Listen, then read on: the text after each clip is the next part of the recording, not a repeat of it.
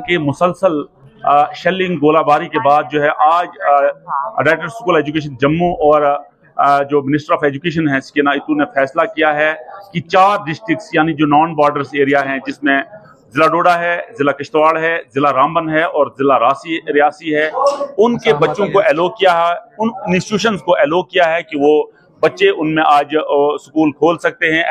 जो स्टाफ है वो स्कूल खोल सकता है। और बॉर्डर वाले एरियाज जो हैं, जम्मू है, कठुआ है, पुंछ राजौरी है और सांबा है, उन स्कूलों को आज फिर जो है बंद रखा गया है, क्योंकि जो दोनों डीजीएमओ की बात हुई थी, क्योंकि एक सियासी मसला, ये पॉलिटिकल मसला नहीं होता है, ये मिलिट्री लेवल पे इस मसले को लिया जाता है। और आज हमने देखा कि दोनों मिलिट्री जो राजू खैरी जी थे और उस साइड जो है वो पाकिस्तान के मोहम्मद काशिद थे, दोनों ने फोन पे बात की और इस जो एस्केलेशन हुई थी, जो एक सरहद पार जो दोनों साइड से जो गोलाबारी हो रही थी, जिनमें बहुत सिविलियन का नुकसान हुआ, उसको रोकने के लिए दोनों ममालिक की बात हुई और आज सीज फायर हो गया है। और क्योंकि रात को फिर रिपोर्ट आ रही थी कि सीज फायर वायलेशन हुई है, लेकिन उसके बाद जो ऑफिशियल स्टेटमेंट आया उसमें बताया गया कि बहुत कम हुई है, उसको भी जो है ऑफिशियल स्टेटमेंट ने नकारा। तो मैं आपको बताऊं कि इन 4 दिनों में यानी 8 तारीख को जो है जब गोलाबारी ज्यादा शुरू हुई, इन एरियाज में एक हरासमेंट पैदा हुई, एक नफसी का माहौल यहाँ कायम पैदा हुआ, तो उसके बाद जो है जितने भी इंस्टीट्यूशन हैं उनको आमदोरफत के लिए बंद किया गया, उनको जो है 4 दिन बंद रखा गया। और हमारे साथ आप ये बच्चे देख रहे हो, इन बच्चों के चेहरों पे आप देख रहे हैं कितनी खुशी है, क्योंकि 4 दिन मुसलसल जो स्कूल बंद रहे, उसके बाद की सूरत हाल क्या रही, हम इन बच्चों से पूछना चाहेंगे। मैं कैमरामैन से थोड़ा कहूंगा थोड़ा नजदीक आइए। बच्चे, क्या कहना चाहोगे, इन 4 दिन में जो इंस्टीट्यूशन बंद रहे तो कितना आप सफर हुए, क्योंकि तालीम का मसला होता है, कितने आप सफर रहे इसमें? सर, अगर हम बात करें जो ये जो है वार जो है थोड़ी बहुत जो स्टार्ट हुई, अगर इसका जो हम इम्पैक्ट पड़े, अगर हमारे जो स्टडीज पे जो इसका इम्पैक्ट पड़ा है इन 3-4 दिनों में, वो अगर देखा जाए ज़्यादा ही पड़ा है। जो हमारी जो एजुकेशन पे ये असर पड़ा कि हम जब भी पढ़ने बैठते थे तो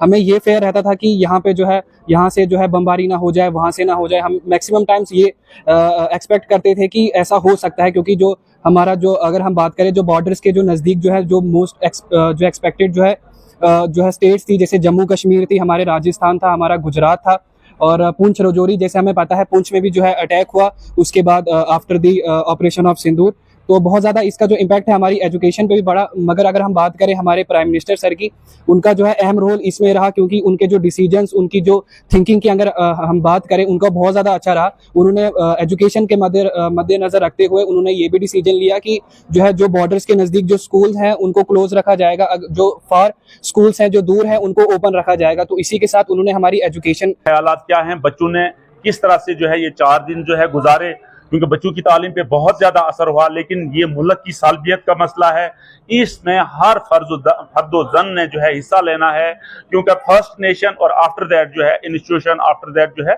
ये सारी चीजें हों। मेरे साथ एक बेटी है, मैं बेटी से पूछना चाहूंगा, बेटे क्या कहना चाहोगे, जो ये 4 दिन आपका स्कूल बंद रहा तो कैसा आपको फील हुआ? तो सर, सबसे पहले मैं प्राइम मिनिस्टर मोदी जी को थैंक यू कहना चाहती हूँ कि उन्होंने ये एजुकेशन को अपने नज़र में रखते हुए और बाकी सिचुएशन को नज़र में रखते हुए ये वॉर को जल्दी रोक दिया। और जैसे इतनी छुट्टियाँ रही तो बच्चों की पढ़ाई भी, स्टडीज़ भी सफ़र होती रही, कितना सारा डिस्ट्रक्शन हो जाना था अगर वॉर स्टार्ट हो जाती। तो इसलिए अगर सर ये वॉर बंद हो गई, जैसे सर पहले भी हुआ था कि 1947 में एंड 1971 में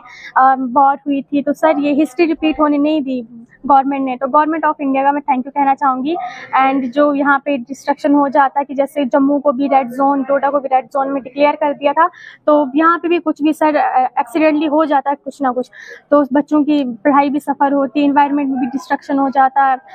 पॉपुलेशन में भी कुछ भी हो सकता था, तो सर वो होने नहीं दिया। तो इसलिए मैं थैंक यू कहना चाहूँगी। 4 दिन आपने घर में क्या किया?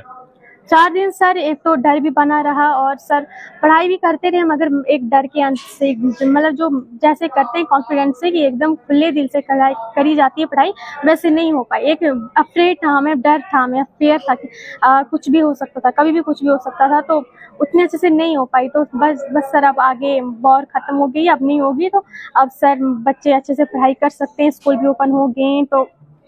बेटे क्या कहना चाहोगे, कितना सफर रहे आप इस दौरान? हमें तो मतलब हम सबसे ज्यादा जो इफेक्ट मतलब हम बहुत ज्यादा डर गए थे, ताकि क्योंकि हमें ये पता नहीं था कि हम पहली तरफ फिर से अपनी नॉर्मल लाइफ स्टार्ट कर सकें। और जो मतलब हमने देखा है जो इफेक्ट ऑफ वार है वो बहुत ज्यादा सबसे ज्यादा पॉपुलेशन में पड़ते हैं। जो मतलब सालों वहाँ की मतलब जो पॉपुलेशन होती है, वहाँ पे जो बच्चे पैदा होते हैं वार की वजह से, वो केमिकल की वजह से वहाँ पे बच्चे जो पैदा होते हैं वो अबनॉर्मल पैदा हो जाते हैं।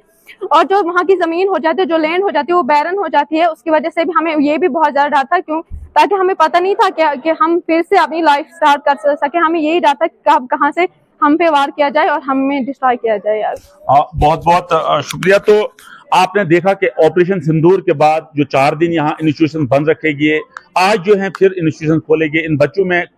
आपने देखा कि किस किस्म की रौनक है, किस किस्म की खुशी है, क्योंकि